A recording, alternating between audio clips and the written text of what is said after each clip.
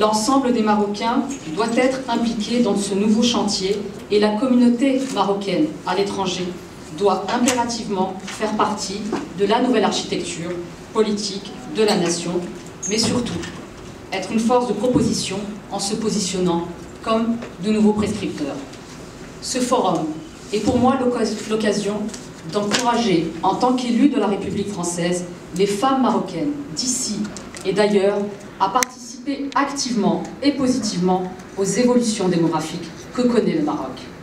Ce devoir d'implication, nous le devons aussi et avant tout à ces femmes marocaines militantes qui se sont mobilisées pour défendre la cause des femmes, mais aussi des droits humains en général et qui ont été force de proposition et d'influence pour permettre l'accélération des réformes.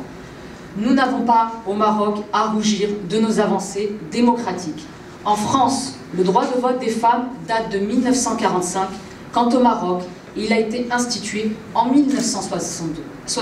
soit à peine 17 ans d'écart. Pour autant,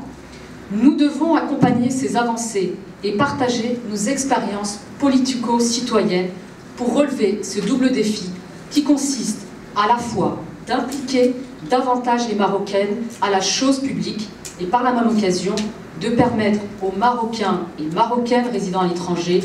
de disposer de la pleine effectivité aux dispositions de la Constitution qui nous assure une participation aussi étendue que possible à la construction du Maroc de demain et une présence active dans les instances dirigeantes d'institutions nouvelles. Propos repris du discours du roi du 20 août 2012.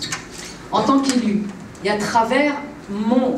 j'aurais même envie de dire, notre rôle au sein des institutions françaises et marocaines, nous pouvons apporter notre expérience politique et citoyenne, notamment par le biais de la coopération décentralisée franco-marocaine, première coopération de la zone Méditerranée.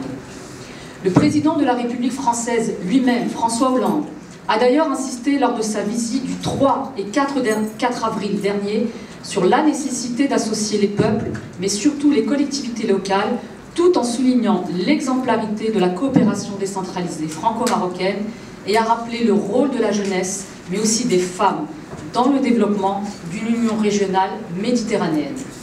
Ces signes forts des deux côtés de la Méditerranée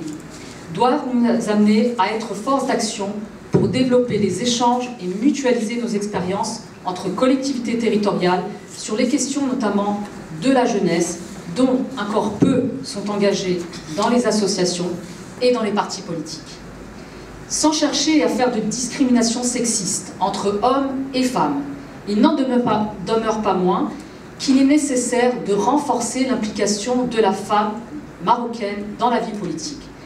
Même si au Maroc, nous reconnaissons les progrès entrepris au niveau communal et que je réitère à nouveau les félicitations à l'égard de Madame la Ministre pour sa nomination,